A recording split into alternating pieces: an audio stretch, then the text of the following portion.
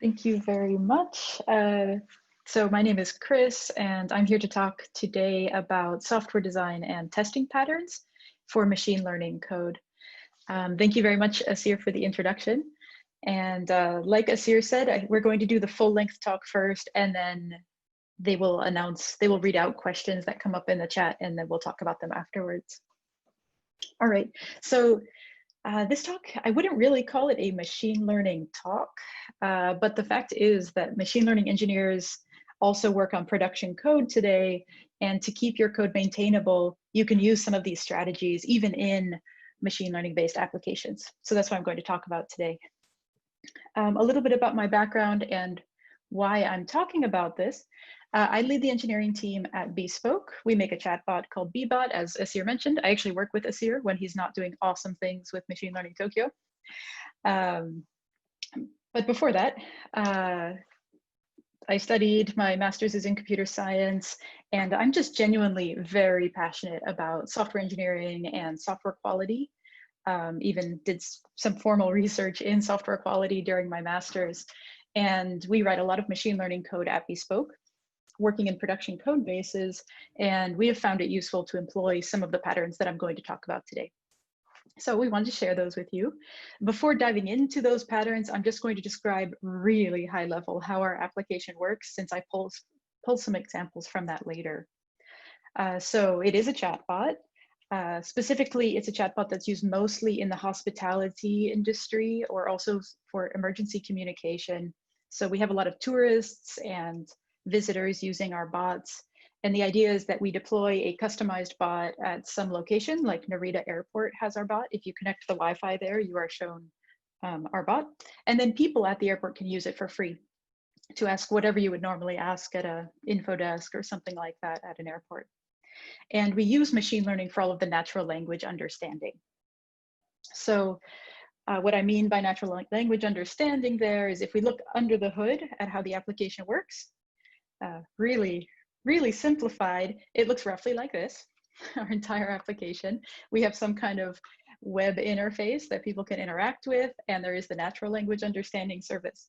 And when a user comes by, they ask some question, are there any vegetarian restaurants nearby? They enter this into the web app. We ask the NLU service, okay, what does the user actually want by this? What do they mean?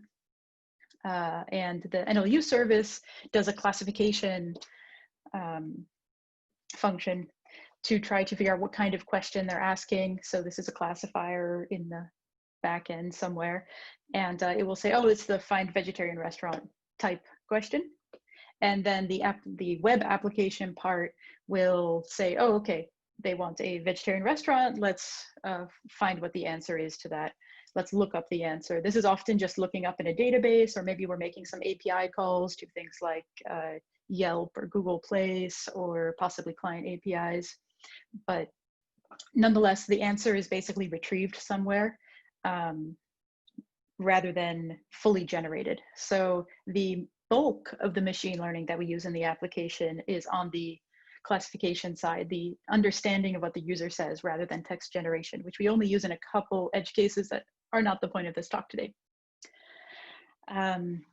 Okay, so this NLU service, though, is a lot of code, and some of it does hit machine learning models, and it is code that goes to production, and it is code that's maintained entirely by the machine learning engineers. So what's important here is that the NLU service does not look like what, for example, my research code looked like during my master's, which was full of Python scripts and horrible script names that ran lots of analyses and parsed JSONs to CSVs and back again. Because if it does look like that, it's just going to fall into a state of neglect. It's going to be messy code, unused code. Code reviews will take a really long time. There will be small bugs, and it will be really hard to write tests for. But it turns out that most of these problems have actually been around forever in software engineering, and they already have pretty well-known solutions for a lot of the maintainability problems you see even in machine learning code. In fact, the book that I use as my main reference for design patterns was published in the 90s and has not changed very much since then. So it's just a documentation of, like with any engineering discipline, it's tried and true methods to solving some kind of problem with certain characteristics. Okay, so I just want to preview what I mean by design pattern before I go into specific patterns that I want to share. So let's take this code. This is some code that builds an SQL query. Even if you haven't written SQL, maybe you have some code somewhere like this. It's building some string a little bit dynamically. But this is super error-prone code. It's very easy to make mistakes syntactically, things like that. We can improve it a little bit just by changing the code to use some string formatting functions, things like that. It definitely looks better, easier to change now. But still, it's not very flexible. So for example, if I want to join on more tables, I have to change in a couple different places. It's still possible I'm going to swap around table names accidentally, things like that. So it's still not the most readable, especially as this gets very long. And so if you sit back and think, okay, what do I wish this code would be like? You might come up with something that looks a little more like this. And this is using what's called a builder pattern. But basically, it's a really common way now that software, that, for example, SQL frameworks will allow you to build patterns, to build new queries. And the reason this is nice is because it's really easy to read. And even more importantly, it's really easy to modify. We can easily add more joins, more order bys, more columns, and it's pretty obvious if there's a syntax mistake. So it just makes it very flexible that we're hiding all of the details away somewhere else inside of this builder. And one of the reasons that these types of modifications, these types of patterns used when you refactor your code actually help improve code quality is because they do not give you an open canvas. You know, it's not a sea of possibilities to design your functions from scratch in a new way every time. The patterns are supposed to give you a framework, show you roughly how you should write code so that it's harder to write bad code or buggy code. So that's the point.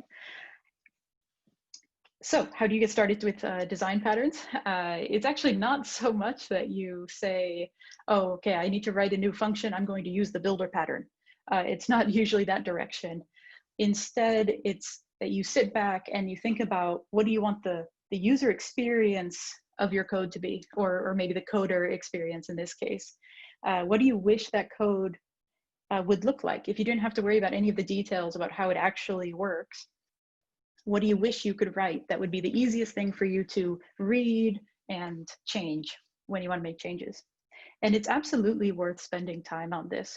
Maybe in the very first scripts you're writing to investigate if you can do something, you don't spend time on this, but as soon as you want to use it in production, or as soon as you do it the second time, similar operation, it's definitely worth spending time thinking about, okay, how can I make this code easier to modify?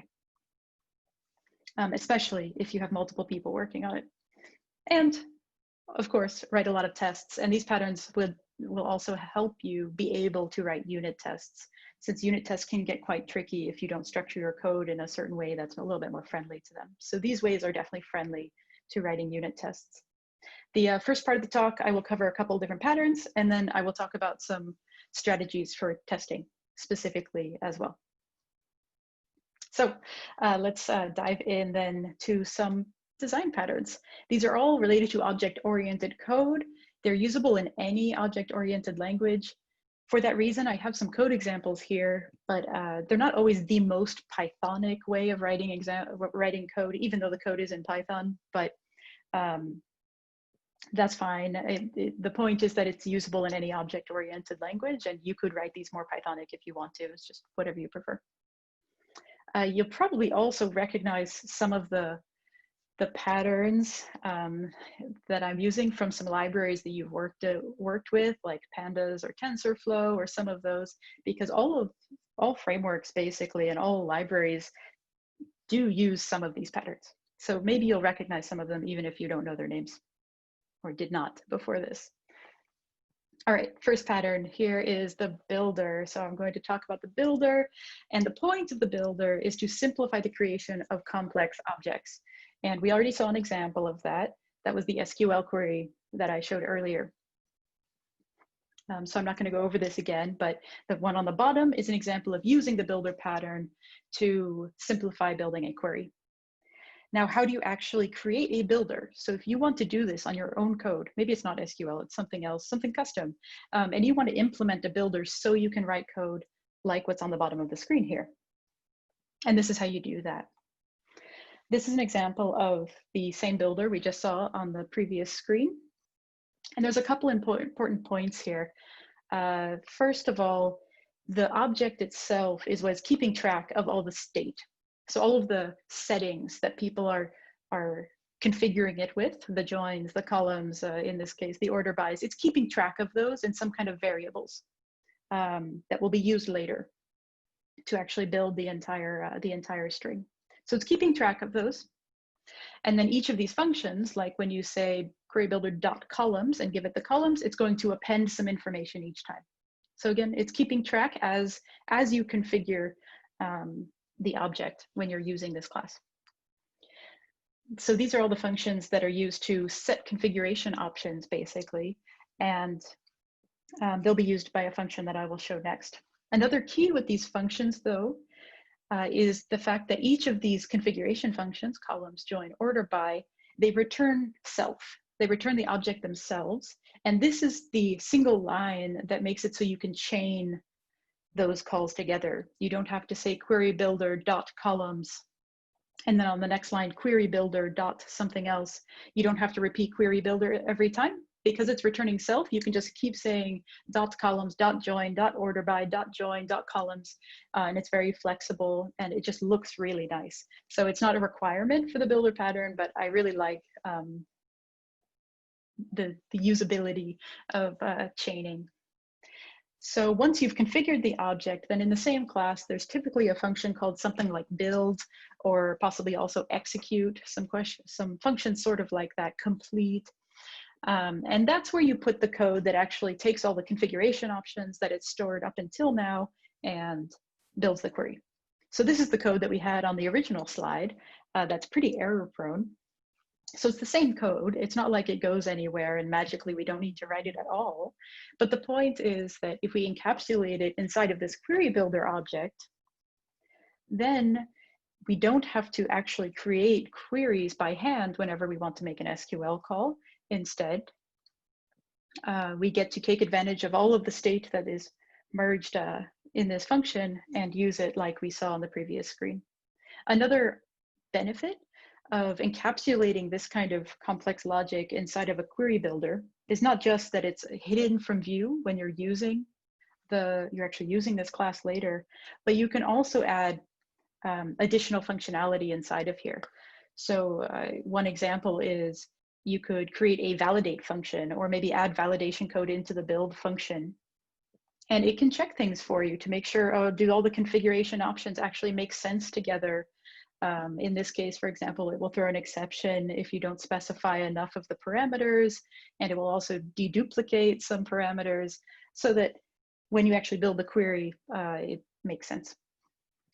So you can add lots of extra functionality inside of these builders, which is again encapsulated so that all that you have to do as someone modifying the code later or as your colleague modifying the code is super easy to use. Another place where you might have seen this pattern used, here's a very simple example from Keros. This is also a builder pattern, very much what we just showed. This one's called compile at the end. But these kind of patterns just scale really well when you have complex configurations possible. Okay, so next pattern is the factory pattern. So that's what this talk is named after. And what factories are is an interface for creating related objects. And that's really abstract. All of these are pretty abstract actually, but just as a concrete example, taken from our domain of a chatbot, which does a lot of natural language processing. Here's some code that is actually a pretty good simplification of some of the functionality that we do in our app. So a string comes in, and we want to try a couple different methods to try to see if we can figure out what class it is. We have some predict function here. It's going to return, oh, this is the hello class of query or something like that. But we want to try a couple different variations. So at the top here, we first see, okay, do we get any good classification result with just the original text string? And if not, let's change the original text string. Let's sanitize it a little bit, and then try it again and see if we get a good prediction there. Still no good prediction. Okay, then let's try another way. Let's do typo correction and then try again. So we have some code like this that basically tries a couple different options, doing different variations of the string each time. So that's the relationship here. There's a string, and it can produce variations of itself.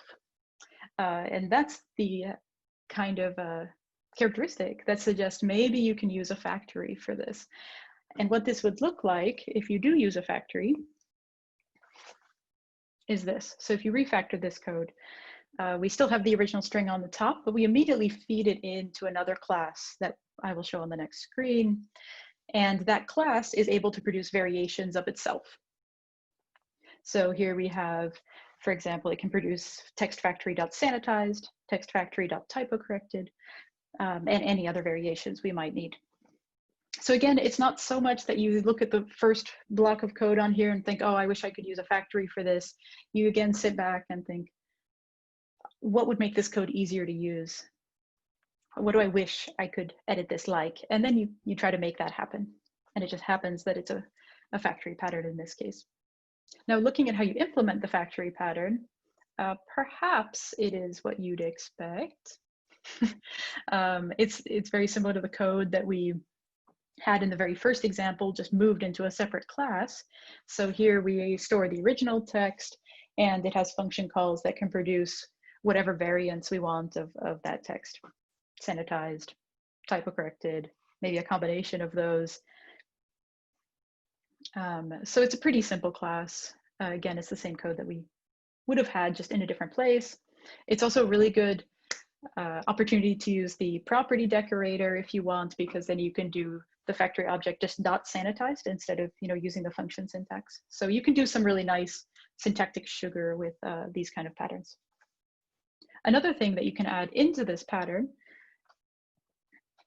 is to add caching so that you don't have to recompute these things each time. What that would look like is roughly like this, where each function first checks, did I already compute whatever this variation is? If not, then it recomputes, but otherwise it just returns the one that it computed the first time. And there's a lot of, again, things you can do in here to add more syntactic sugar, I guess, so that it's hidden away, so that when you actually use the code, it feels very intuitive, very easy to read. Pandas uses factories a lot, for example. Next design pattern is the facade. The facade is a unified higher level interface to some other system. Often this is for things like API calls, but it might also be to a database or something like that.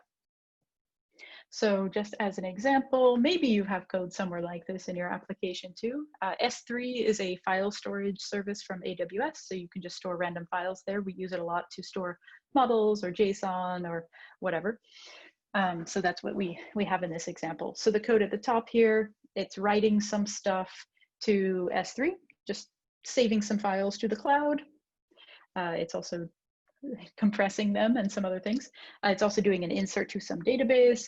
And then the code right after that is doing the inverse operation. So it's getting some things from the database and it's loading some JSON, decompressing, extracting, things like that. And then finally, maybe we use something that we retrieved. So I know it says classifier to classify. Okay, we use it somehow later. But this is actually really hard code to read. It's pretty hard to code review and actually verify like there's no bugs in this code. And again, just thinking, how do I wish I could modify this code instead? How do I wish I could write this code? And you write that down. So at least when I do that exercise, I think, oh, I wish I could just say, okay, store the corpus in whatever way I want the corpus to be saved, store the classifier, and store the model ID in the database, but not thinking very hard about what's happening under the hood. I mean, we do need to do that at some point, but I don't need it in the code that I'm looking at that also does the classification. It's just really distracting. So I would like to be able to write it like this, something like this. And you can do that by using the facade pattern. This data facade class at the top, you instantiate that first, and then you put all the functions you need inside of that class. And basically this code just goes into that class. It might look something like this. It looks like a lot of code, but it's just exactly what we saw on the previous page. It has getters and setters for all of the object types that I just talked about. And then some of them happen to do things with S3. Some of them happen to do gzip compression or use pickle. Some of them happen to use a database, but all of it is just in those little functions. So it's okay, for example, in the facade pattern that they're being retrieved from different places, but because in the application where you're writing code that uses this, you don't care where it comes from. You don't care if the JSON comes from a column in a database. You don't care if it comes from S3. You put it all in the same class so that it's hidden away, encapsulated. And then just from this class, you make the decisions about where that data should go.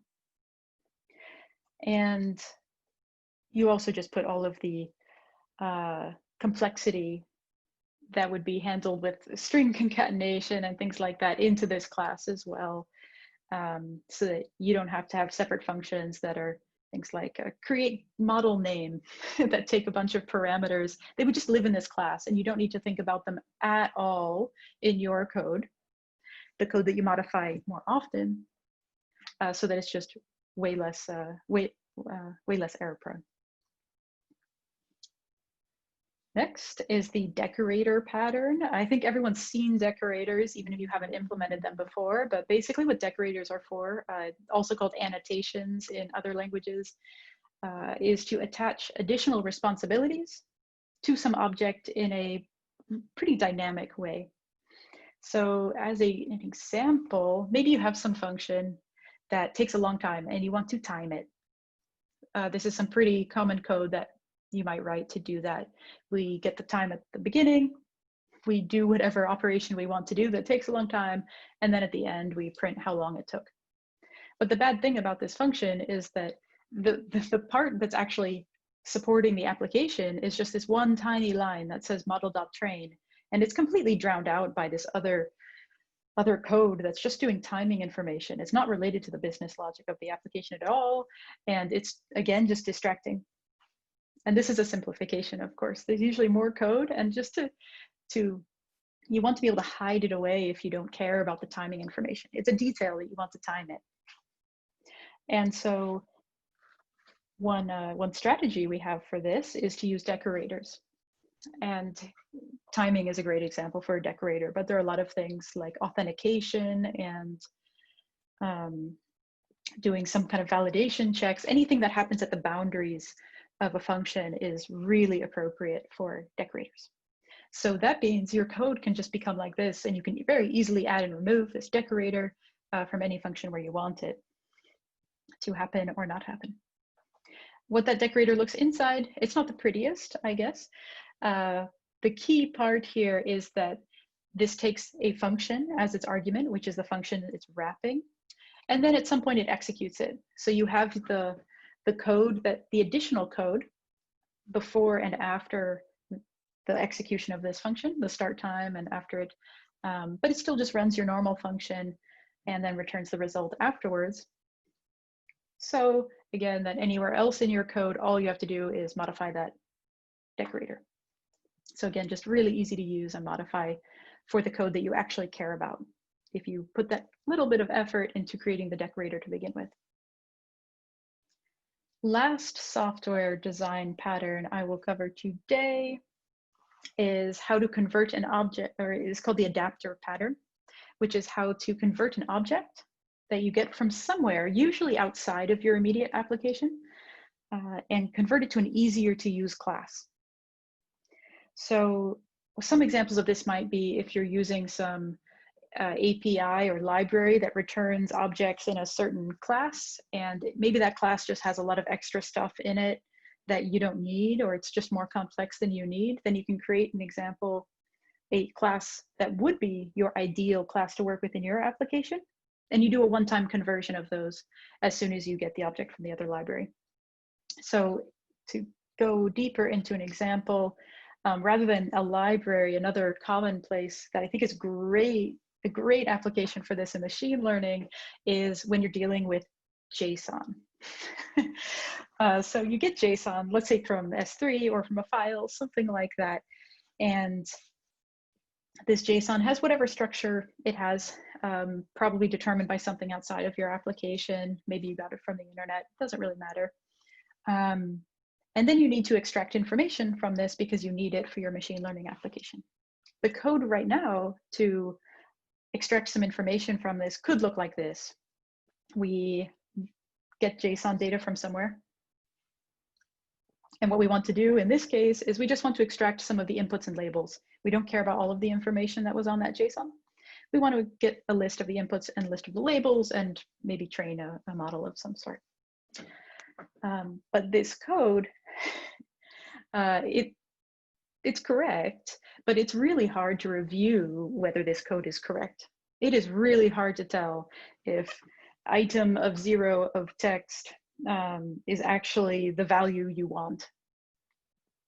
So this is a good opportunity for you to convert this instead to a class, some kind of object that you enjoy working with instead of the JSON. And what that would look like then is instead of this code, again, imagining what do I wish this looked like? Well, I wish I could just get the JSON and basically pass it directly to my train function. And so in between that, I hand off the JSON data to a class I make, which happens to be the adapter pattern. And then that class just has really nice accessor methods for things like the inputs and labels. That's what I wish I could do. A similar variation of this adapter pattern is instead of passing the data as a constructor into the constructor of the class, you again have a static method. You instead have a static method inside of the class called from something, and pass the data in there. But in both cases, it just returns a fully formed object of that type that has the data saved in it somehow. So it's just two variations of the same thing. And then what this class looks like, if you were building this class, might be like this. So again, this is the ideal structure you want. You want to just think about a corpus. And you need to get that JSON stuffed into this somehow. So that code that you wrote earlier instead goes inside of a class that's called an adapter. It's generally a subclass of the class that you want, so that you can create the adapter and you can pass that around just like as if it was a corpus, the parent object to begin with. But the conversion code is separated out because maybe other people are using the parent class but don't need that specific conversion object. But anyway, so you have the code here that you wanted from the beginning. So that messy code that's pretty hard to read and change is now just inside of the constructor of this JSON adapter class. And then you just work with the ideal corpus object or the ideal parent object as it is. And you forget about the structure of the JSON or whatever it was entirely. If we were looking at the variation that I showed, which had the from method, from JSON in this case, it could also be from XML or from S3 or from something else. But basically it's just in a separate method then, but it's the same idea. You create a corpus object and then you return that. I seem to not have the return statement in this screenshot, but at the bottom of this function, it would just say return corpus. But it's basically the same code again. And the only difference again is that the transformation logic is now in its own separate function.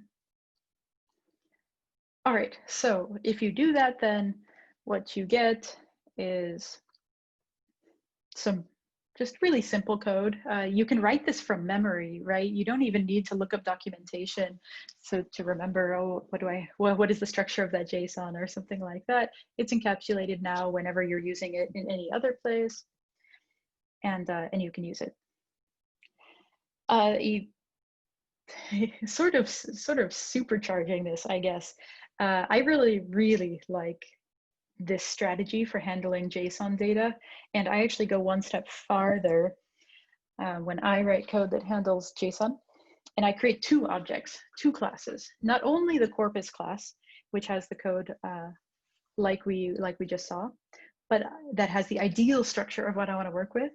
But I create another one first. In this case, it's called raw data, which mimics the exact structure of the JSON. And this is because I have had so much trouble working with JSON objects, and it's a nightmare every time when you're passing around JSON and it has a field or it doesn't have a field, or you don't remember exactly what the child is, or it's an array of those things instead of just one. There are just so many nightmares trying to understand the structure of JSON. And so what I do is I spend a little bit of extra time up front, and I create a class that mimics the exact structure of my JSON. So my JSON had a meta key and a case key, cases key that had a list of objects that I here have created a nested class called case, and they each have keys for all of they have properties for each of the keys that was in those JSON files. So I use this nested class structure to 100% mimic the full JSON file, even for some of the properties that I wasn't necessarily using or need for my ideal case structure. And the reason for this is because then I know I never need to wonder, oh, what fields were returned by that API again? Oh, what fields were in that file? Or was this an array or not an array? I have the full documentation of what that JSON is supposed to be in this class. And if you do take the time to do that, it's not only documentation, but you also get things like autocomplete. So if you're using an IDE, which I highly recommend, if you aren't, use like a full-fledged IDE with completion and debuggers and all of that. Kind of a separate topic again, but you can just type things like self.cases and case.value info, and so you can use that JSON with completion from your IDE to know you're never going to make a typo, you're never going to get the wrong data structure.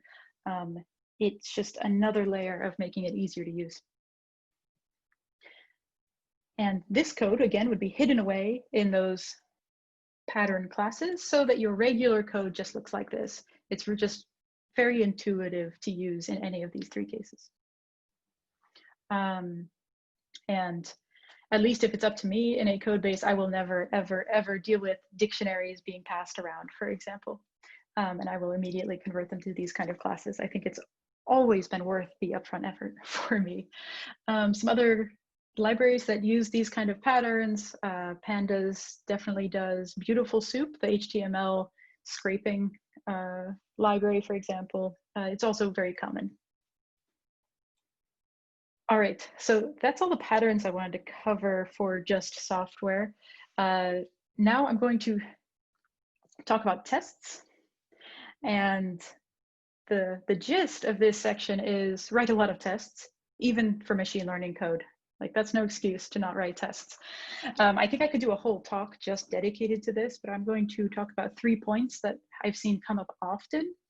And each of these assumes a different amount of prior experience with unit and integration testing. But even if you don't yet relate to all of these examples, hopefully when you do encounter these problems, this can serve even as a reference for how you might be able to deal with it at that point.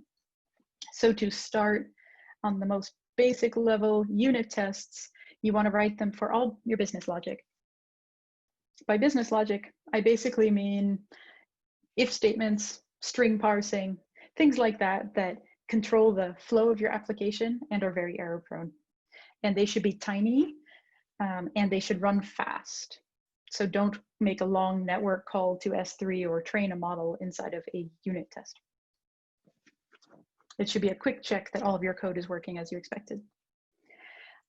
There are a couple just rules of thumb that if you aren't very experienced in unit testing, I recommend you follow these, even though they might seem extreme. The first one is write at least one test for every public function. Python doesn't have this distinction necessarily of public versus private, but basically any function that might be used by another class. In a lot of cases, this is most of your functions, and there should be at least one test for each one. The non-public functions are just helper functions that are very internal to the class, and you can choose whether you want to test those separately or not. Second, test every if statement. These control the flow of your code, and you want every code path tested. It might seem like a lot, but this is where you should start until you know exactly which ones you need and don't need. And finally, especially when you're writing unit tests, don't be afraid of duplicate code in the tests. The tests should be super dumb.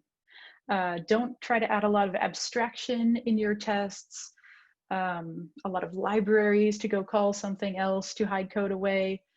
Test code as a really general guideline, if you're writing as many tests as I think you should be, it'll be something like 3 times the lines of code of your code base. Okay, and that's because there's a lot of duplication, but it should be super dumb, super easy to read code. And if you just get over the, oh, but I feel like this is duplicating code, you just have to stuff those feelings away. This is test code, just do it. It doesn't take that long. Okay, all right. So let's look at some examples of unit tests. Here's our query builder function. It has a lot of string parsing in it and some if statements, definitely very error prone to get something wrong here. So if we were writing a simple unit test, it might look something like this. There are unit testing frameworks like this one available in every language. Python has a pretty decent one too. And this is what it would look like. So here I have a test called test build with no joins or order bys. I personally really like very explicit names. I also really like this given when then syntax that makes it super clear exactly what the point of the test is, even though it seems like a lot of white space. And this is probably the first test I would write. It doesn't test all of the code in my function. It doesn't test the joins or order bys, but I'd probably write this one first, then run it, make sure it passes, and then continue on to a more complex test that actually hits more of the code paths. So here's the start of maybe the next test I would write, where it actually uses both joins and order bys, and it would assert at the bottom the same thing, that it's the query that I expect. And you can see how this gets to be a lot of code, but it's definitely worth it for when you have an application that's going to be changing frequently. That said, once you get more comfortable with what tests you have, you can go back and say, look at the duplication between tests. So for example, here, I would ask myself, if I didn't have this first test, could I still somehow mess something up in the original function and all of my tests still pass? Or if you're too proud, could someone else go and touch your code and, and maybe they mess it up? Would your test still pass if you didn't have this test? And if the answer is no, those tests would also break 100% of the time, then it could be that you can go back and remove the original function. This is actually the flow I would probably use for this. I'd probably write the simple test, make sure that works, write the complex one, and then possibly remove some test cases. But if you're not sure if it's duplicate or you're not very experienced in what the benefits are of having two, I would just leave them. They're super fast. It doesn't really hurt to have them both here. And it will also just be more obvious if one of these tests fails, like the second one, but not the first one. It's very clear, oh, the bug is then in the join or order by code. So you get a lot of benefits just from leaving it there too. But it is a judgment call. It is always a judgment call, but err on the side of too many tests, even though it feels like a lot of work, but it's just not that much work to write both of these as opposed to one. All right, then my second point about testing, going a little bit deeper, is about a design pattern called dependency injection. This is not just for testing, and in fact, it's a change you would make to your original code, your actual application code, to make testing easier, among other benefits. So the idea here is that you can pass in all of the dependencies to some class. I will show an example, but again, one of the benefits here is that it allows you to more easily test classes separately, which is what you want in unit testing, to be able to test classes independently from one another, so that when the tests fail, it's obvious exactly what went wrong. So let's take a code example. Let's say you have an algorithm class. It has a function called predict, and we want to test that predict function. This data facade class, we want to test that separately. Again, you want your test to be testing a single function or a single area at a time. And we want to test the data facade separately and just test the business logic that's going to be in this predict function. This is especially important in this case, actually, because it happens that our data facade, if we were to just use it, actually calls S3 and does something that takes a long time, downloading some big files. And we don't want that in the unit test code, because then it makes the unit test run for a long time, and then we don't like waiting for them. So you want your unit test to be short. But the tricky thing here is, if you do want to test just the predict function, but not the data facade, it's tricky because data facade is instantiated inside of this function. If you haven't encountered this before, it can be a little unintuitive, but basically anytime you instantiate an object inside of a function or in your code, it means it's going to be hard to test this function without testing that thing. So instantiation is kind of like a red flag that eventually starts going off in your head for unit testing.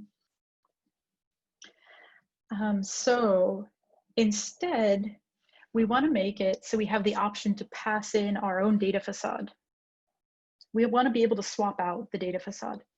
And dependency injection is what allows us to do that. So here's some code that if I just refactor the beginning, the first block into the second, it allows me to say, if I pass in the data facade as an argument for this function, then use that one. Otherwise, do the instantiation. So in the normal application flow, when it's running in production, we don't pass it in, and it can do it like it did before. But we can leverage this in our testing code to pass in something else that doesn't call S3, and it doesn't run all of the business logic that's in data facade, because we're going to assume that's tested elsewhere some other way. We can go one step farther with this bottom one. I usually move all of the instantiation stuff also to the constructor. And the reason for this is just because then it's all in one place, and I personally find it a lot easier to read when I'm looking at the entire class, but it's the same thing. And then what our test code can look like is roughly like this. So here I have a test again, test predict with simple corpus, very explicit name again. And the important part of this, in this case, is that we create a dummy data facade. We mock it in the terms of unit testing, which is a functionality provided by the unit test library. And we can configure it to behave whatever we want. It won't run any of the real data facade code. And then we pass that into the algorithm so that when we do the predict function, it behaves in a very predictable, testable way. Specifically, what this create autospec does is it creates a copy of the class that you pass in, where every function is defined, but does nothing, it's empty. And that might work for a lot of your tests. You can have the completely empty dummy object.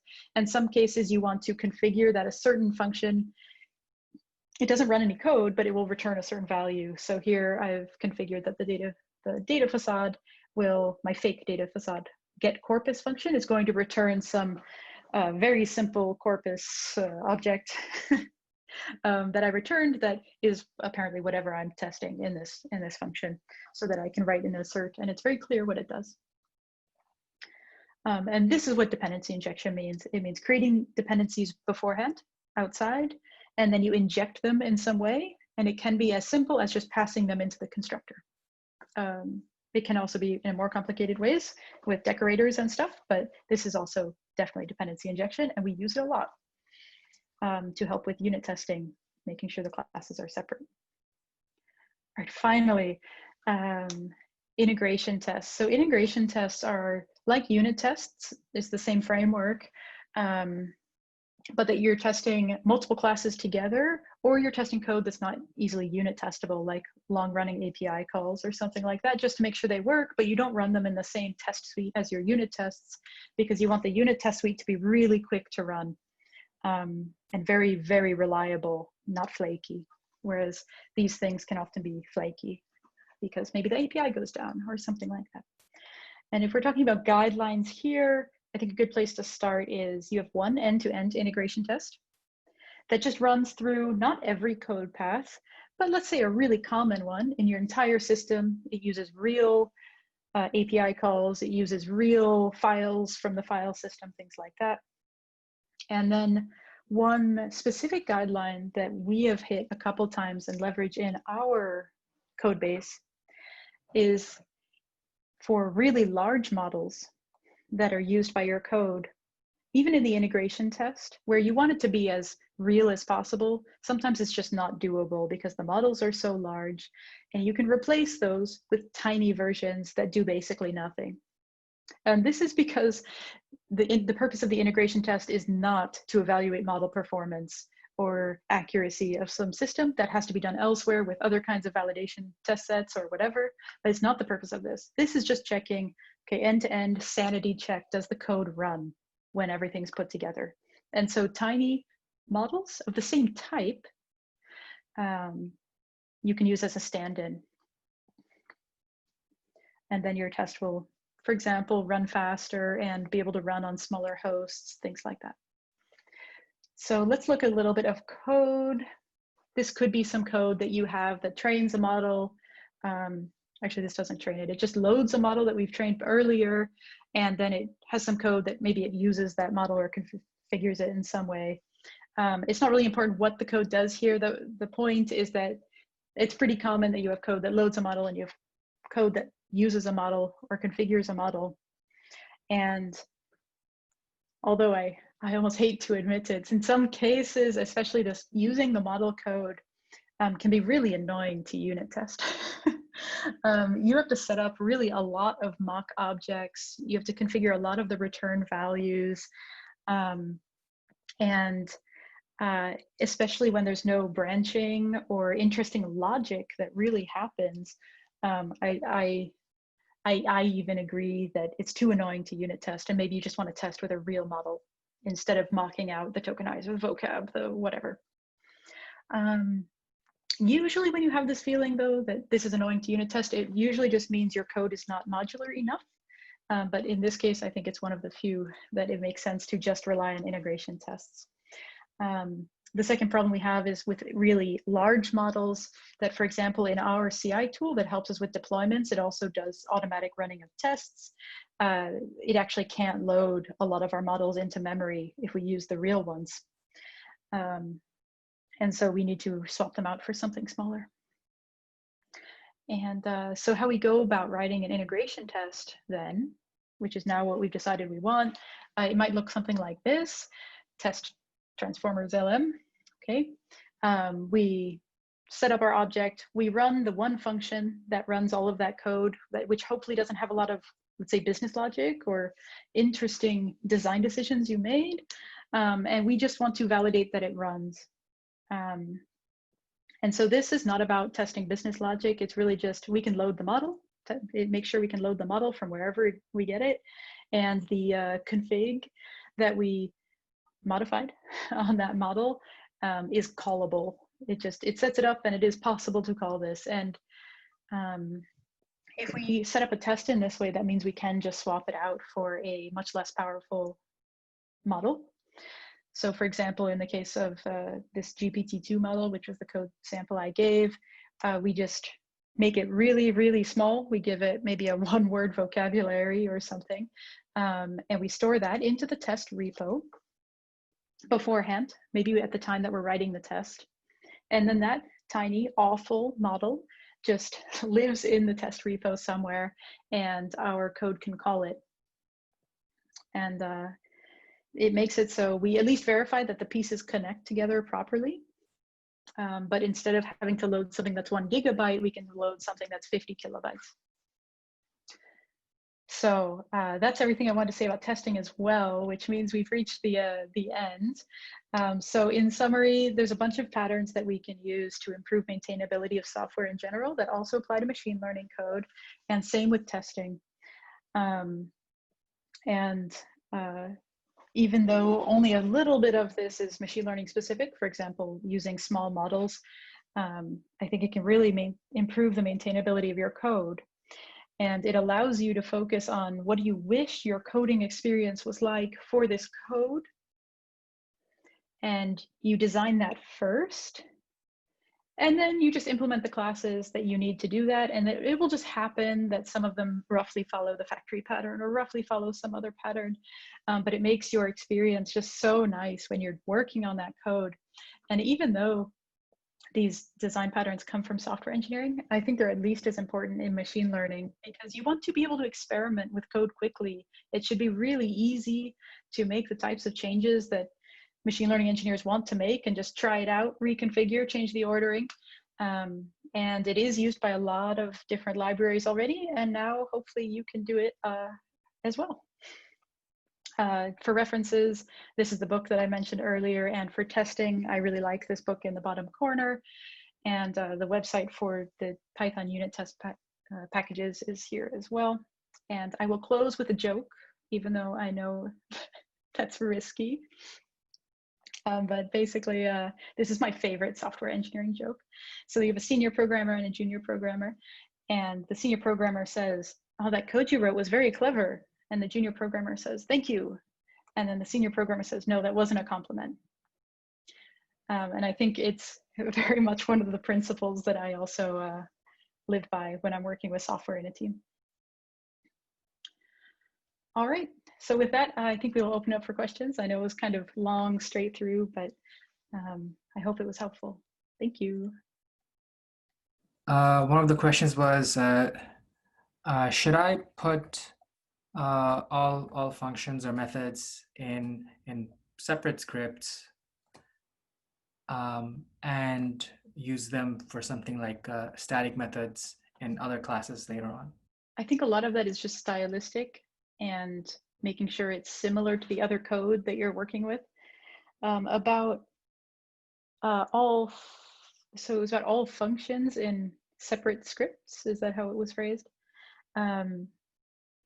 I try to group things together based on what they should do. So if you can't easily name this thing, if you're tempted to call it utils or helpers or something like that, like that's a big red flag. That like maybe don't put those together.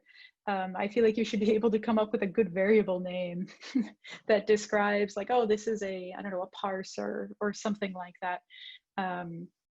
And I think that's the best rule of thumb I have for when you should separate things out. About static methods versus not, I think that's mostly a paradigm stylistic choice. So also in Python, you have modules, right? Which is also a little bit different. But as long as you're consistent with what you use, I think it can work okay. In most languages, in statically typed languages, using static methods actually makes it really hard to unit test because you can't mock out static methods. Those are like in the compiler. And you can't easily say this function should return this thing instead when it's just a static method. And so in languages like Java, you will find much more often that people avoid static, if they're testing a lot, you have to avoid static methods, and sometimes you put things as not static methods just for that reason. And so I tend to code that way because I came from a Java background. And then I only use static methods for doing things like the from S3 example, where you're doing class dot some kind of builder, build this from this JSON, from JSON.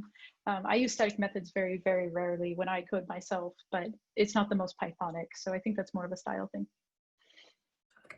I think during the facade pattern, you were talking about not using dictionaries. Could you expand on why it's not a good idea to use dictionaries? Yeah, it's probably with, it's, okay. So the reason is because let's say, first of all, I'm code reviewing this code on the bottom here. actually we can start with the original, which was this one. This is before I'm using any patterns. Let's see your code reviewing this.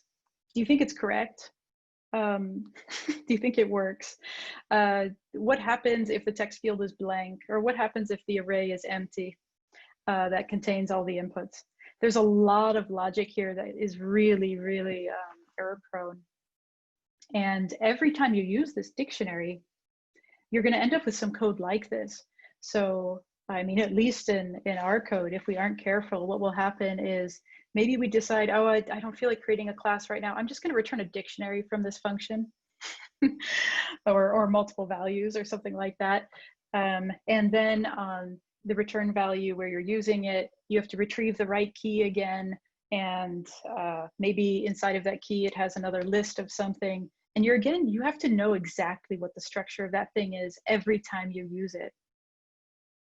And you get no help with knowing what that structure is. Your IDE won't help tell you, oh no, this dictionary has these keys in it, and it has these fields, and this one might be none, and this one might be not present. You don't get any help from that. Whereas if you just put it into a class, you can make all those choices like, oh, this is going to be instantiated to an empty array. It's never going to be not present. You can make all these choices about making that dictionary have a lot of structure, so you can rely on that later, and you never need to look back at what the dictionary is. So what we find is if we don't do that, you keep looking back at that other file like, oh, okay, and what was the key under this? What was that key name? What was the data type? You keep referring back to those files while you're coding, and it actually slows you down in the long run, I think.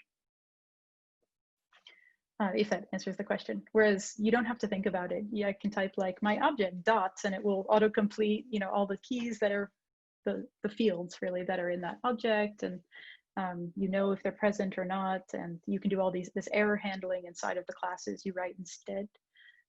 So I think it's just really nice.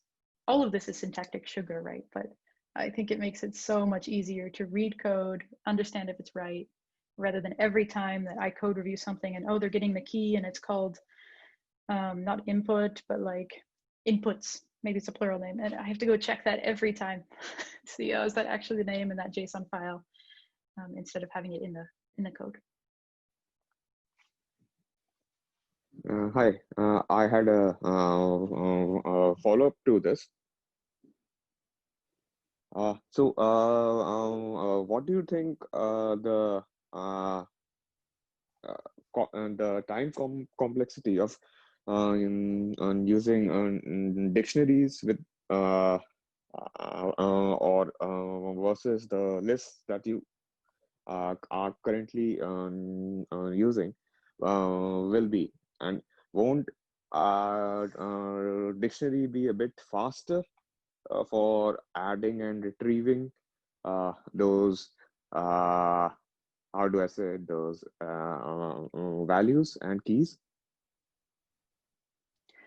So in terms of retrieving a key, in both of those cases, so you have either a field of a class or you have a key of a dictionary. So those are both O of 1 lookup times. So those are the same magnitude there.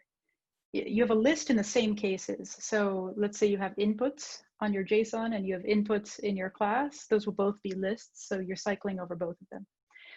So you don't have any magnitude differences here. You do have the conversion time. So you do feed the JSON into a class first, which has to go through the entire class, and it converts it to an object. So that is extra time that you wouldn't spend otherwise. That means it's 2x rather than the magnitude difference. And at least in any machine learning application I've ever seen, that would be negligible. But maybe in your application it's not. You could try it, but in general, even with really large files, it's still milliseconds. Yeah, I agree.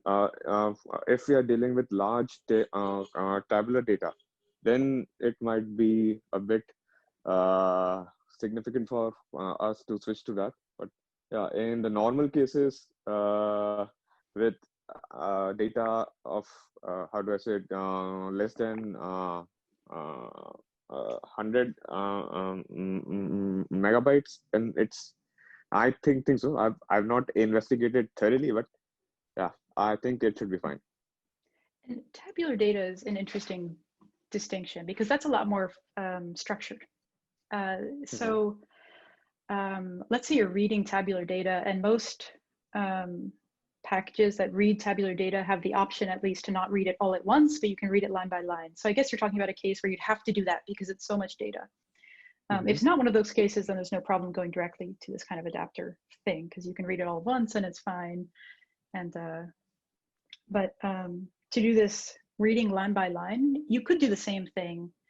So instead of creating a class where you do a one-time conversion from all of your data to an object that contains every row of your tabular data, you could have more like a shell class. Let's call it table.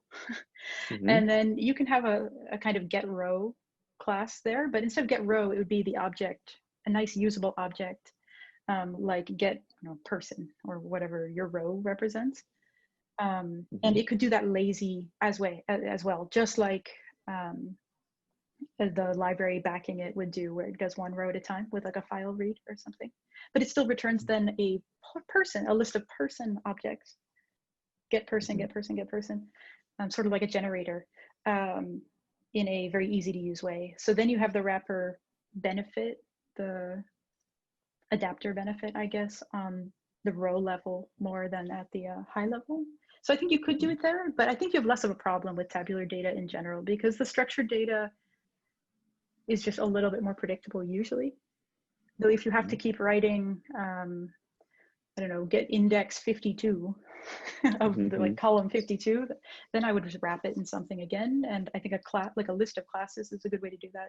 And you can have the same laziness, like loading on demand if you want it inside of your design pattern, like encapsulated still. Yep. Thanks. Yeah, thank you. These are good questions. Just before we move to the next question, just wanted to add that in Python 3 now you can use things like enums and data classes to represent this type of like unstructured data really easily. So that's also something to look at if you're working with like JSONs or dictionaries.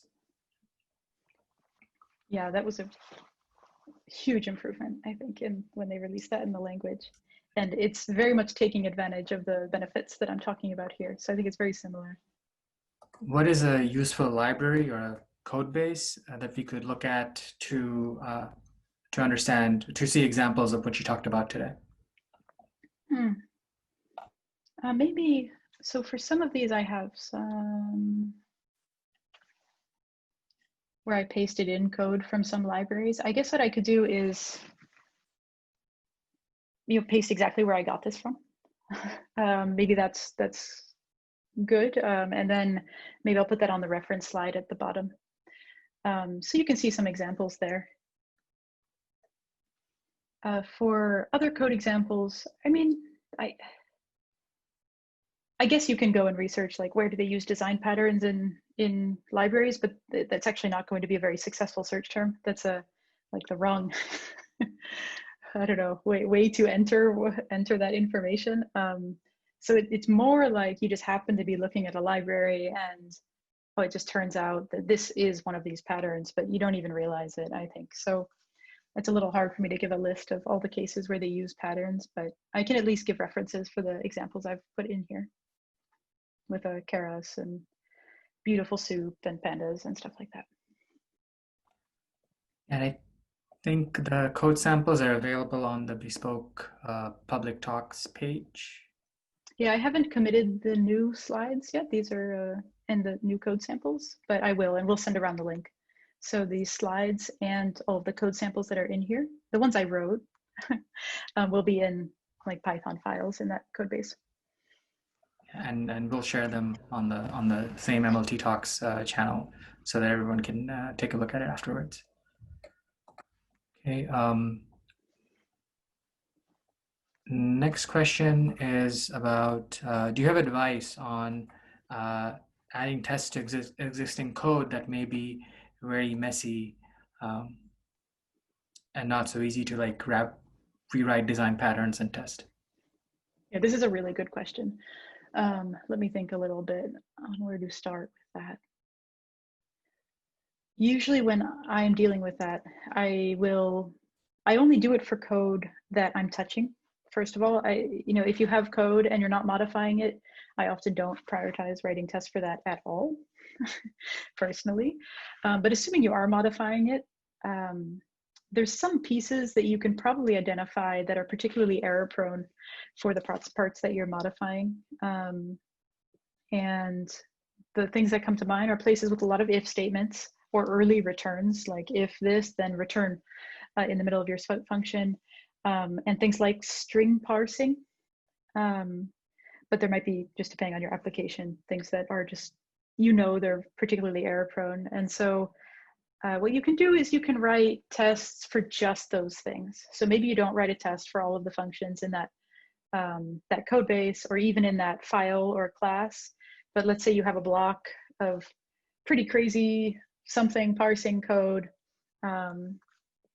and you can separate that out into a little function, and then you can write a unit test just for that function. And maybe it won't look as pretty as some of the examples I have here, where, oh, we can use dependency injection, and then we don't need to mock out other functions, and you get some, I don't know, the tests just look a little cleaner. What you'll get instead is maybe you do have in that section at the top of a test where it's doing setup.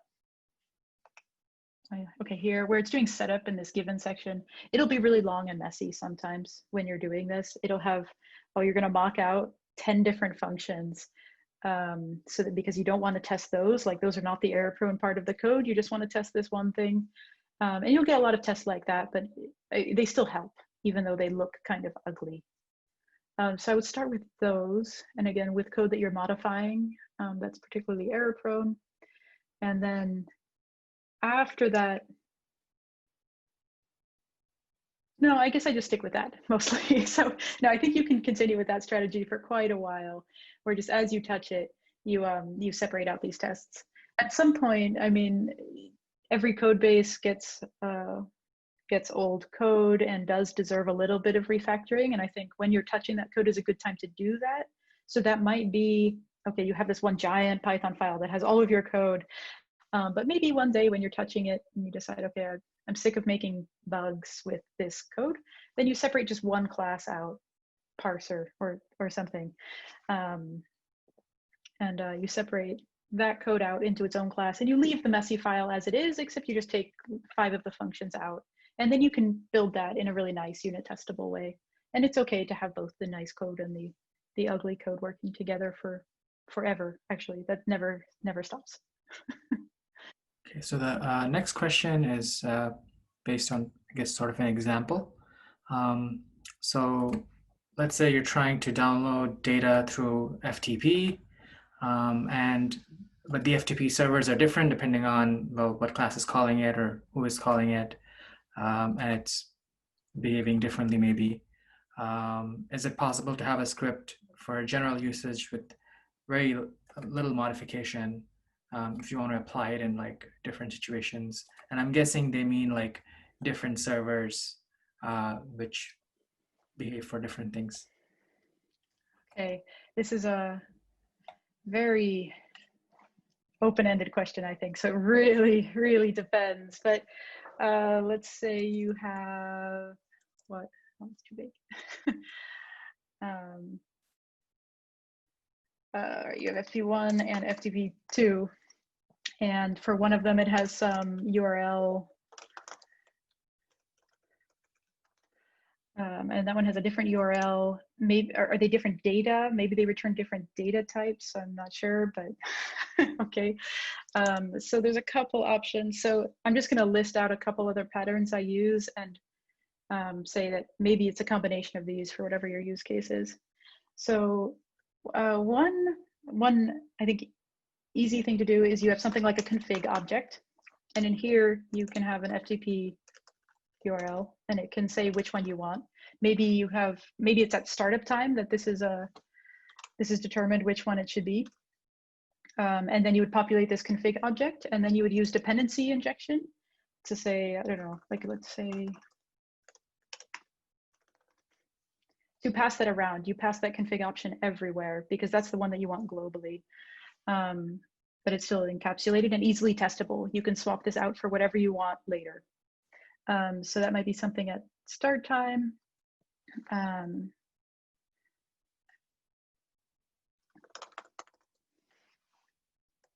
Well, syntax. Oh, okay. Another thing that you could try is you could have, let's see, FTP facade. So, and there you could use, either you can pass in some kind of, let's say URL, or maybe a type. I'm not sure, it kind of depends. Let's say it's type 1, and that means you're supposed to do FTP1. This would be an example of actually one of the patterns I showed that produces different variations of itself. And so maybe there's a class called FTP facade 1, and it returns, I don't know, different types of data, or maybe it does loading from, maybe the FTP server returns a file of JSON as opposed to a file of XML or whatever it is. Maybe that one has the XML code inside of it, and this one has the, I don't know, JSON parsing code inside of it. And inside of your FTP facade class, what the init function there looks like is if one, then return something like that. And that's producing variations of itself. So this is just a type of factory. There we go. A type of factory. And then these are just the variations it's producing. What else? Not sure. We're not sure what else, where else this question is going. But again, I think you should look at like what code is using this and just how do you wish you could edit it, and then try to make that work. It's not like the names of these patterns is not the point, but the point is that it's easy to use and test. Hello, Chris. I'm Yuvraj. I have one question. Do you have any recommendations for regression testing, like using this test data and unit test, especially when you guys have models in production and every time you do some release, you want to make sure like the previous model results are not degraded. And so how do you use this testing and test data in order to reduce the minimum degradation in the results? Yeah, this is Because a good there question. will be so yeah. many patterns, right? There will be so many patterns to test, and every time doing that kind of thing in production might be tedious. So I was wondering how you guys solve this kind of problem. Mm-hmm. This is a good question because it's a little bit different for machine learning code than for normal software code. So for normal software code, what I would do is I would have an integration test that I usually don't run. I don't run it locally when I'm developing, and it only runs, let's say, right before deployment, something like that, or maybe right after deployment even.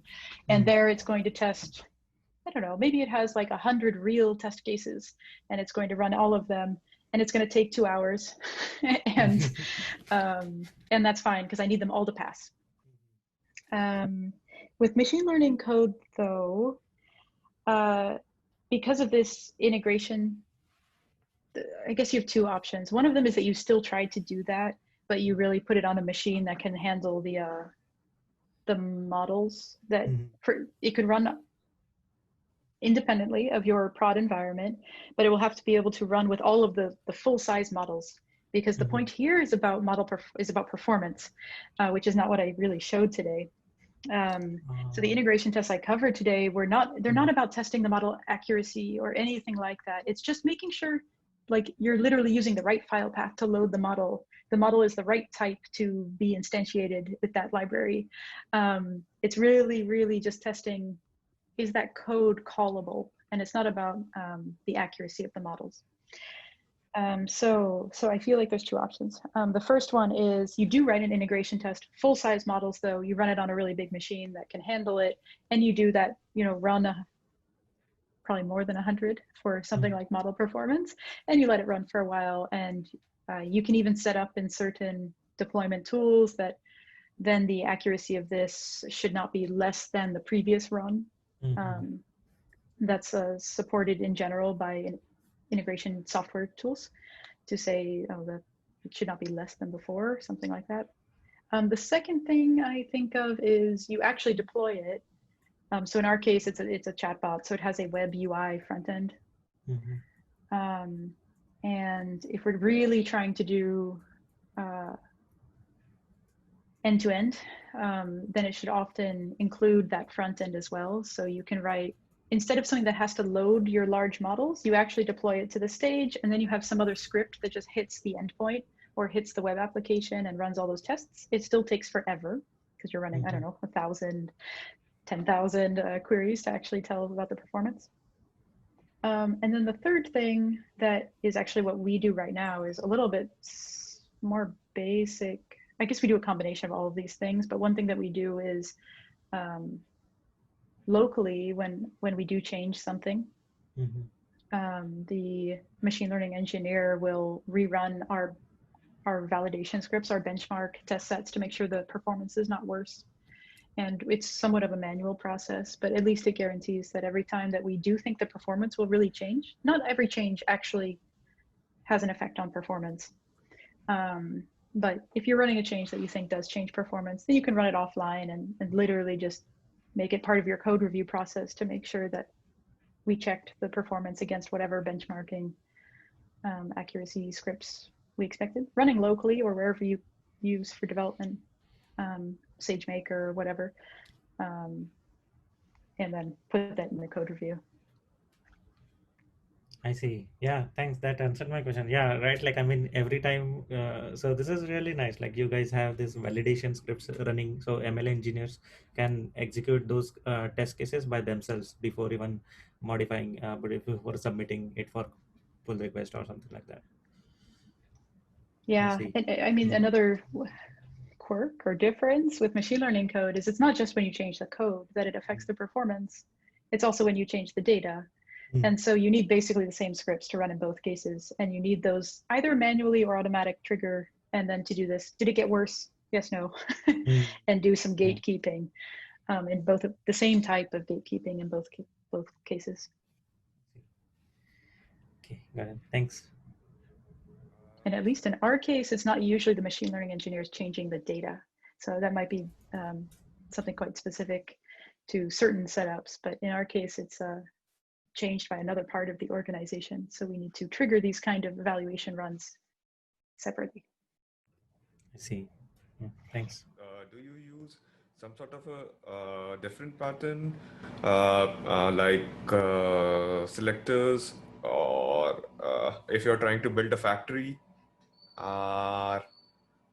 do we have some sort of, how do I say it, permutations, or can we combine these together for a big task, as like from a point of view of a ML engineer, a person that has to build up a pipeline and has to allocate those data sets, and then call that AWS or Google Cloud's APIs, and then those predictions, and for end-to-end pipeline, can we have some sort of example as to where we can see these implemented code with respect to the patterns? Because I'm starting up with Python in a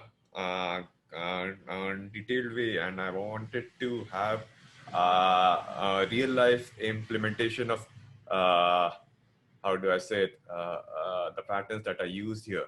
So let's see. All right. So you're writing an application. I think I have to ask a couple questions first. So you're writing an application, and the point is that you want to kick off a couple really big tasks in sequence, something like that.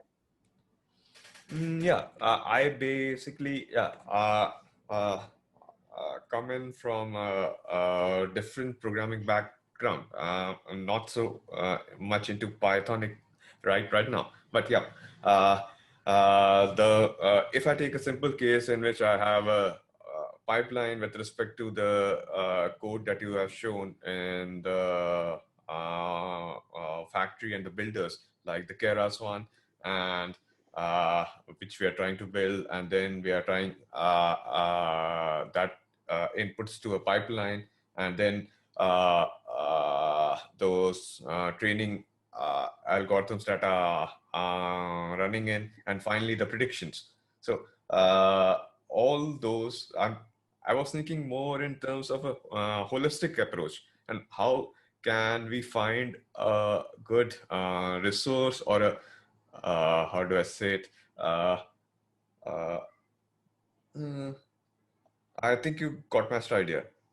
Okay. So I think my answer will be a little bit short because I think it depends quite a bit on exactly what you're trying to do. But the things I think of are, first of all, if you're looking for like really big, if you're building a larger system, it is worth looking at pre-made services for this larger application. So AWS SageMaker is one that's very end-to-end. You can train models, test models, use models in that kind of service. So if you're building something very large that's really orchestrating training and prediction and other pieces, it's definitely worth looking at those kind of services. And then it's not so much about design patterns here, it's really whatever those services do. For design patterns though, where I would start, if you were like, I want to develop this whole application from scratch and have code that kicks off all these jobs or whatever, the place to start is just, what do you wish you could write? Mm-hmm. And if you wish you could write pipeline, I don't know, get data, train, eval. Like if you decide you wish you could just write those things like this, then you can definitely do this.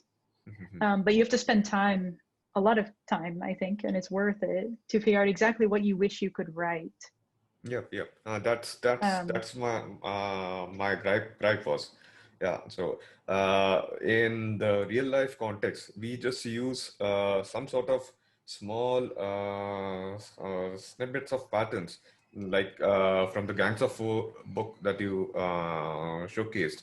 So yeah, they are not, how do I say it, practically applicable to the real life tasks that we regularly do or day-to-day follow. Those things have, if we want to write with those design patterns in mind, then we have to go to the basics and get the pipeline like this, the get data, train, eval, and deploy. And then we have to construct our own classes and make sure that we are following those patterns right. Yeah, but yeah, thank you. I think I'm rambling a bit here. I basically never look at the book first though. So you decide, what you want, something like this. Mm-hmm. And then I look at the book to say like, oh, okay, I really want this chaining behavior. Let's see if there's like, I don't remember the best way to do that. All right, how do I do that? Oh, I need to set a config option deep in this thing. Let's see if there's any related patterns to that. That can give me ideas how I want to start with my classes. To be clear though, all of the examples I showed are very, very real. They're all simplified versions of real code that we have. So they're not like textbook examples. But the stuff that's in the book, it's first of all from the 90s. It's written in C++, I think, most of those examples, and they're quite dense. So it's not a good resource to just start with, I think. Yeah, I totally agree. So, do you recommend any sort of Pythonic book for the design patterns? I know. No, I don't. Okay. I actually just don't know. Okay. So there probably are some books about Python design patterns that take, for example, the types of patterns that are in that book and then recreate them in Python. I've done these myself, the ones that I showed in this presentation, and they're still not very Pythonic. I'm not like an awesome Python programmer either, so even I'm not the best reference for that. So I actually don't have a good resource for Python itself. It's something I have searched for, I think, when I was making this presentation, and I didn't find any references I really liked. So I don't have anything great to recommend, which is one of the reasons I made this talk, I guess. Thanks. Yeah, I don't know. If someone does know any references, though, that it's definitely useful to send on the Slack channel or something like that, because I would also love to see the most Pythonic way to do some of these operations, since these are very much like hard on the object-oriented side rather than making use of a lot of the Python constructs, like what Asir mentioned, and making use of the fact that it's that the dynamic typing also makes the possibilities quite a bit different than in statically typed languages, whereas all of these will work in statically typed languages as well, in how I've written them. All right, thank you, Chris. I think that's all the time we have for questions. Thank you, everyone, for all the really great questions and the good discussion that we had going on. And thank you, Chris, for the talk. And thank you very everyone much. who participated on a Sunday afternoon to learn about design patterns. Thank you, Asir, for arranging, and thanks everyone for joining. Let me know if you have any questions. Thanks. Later. Okay. Bye.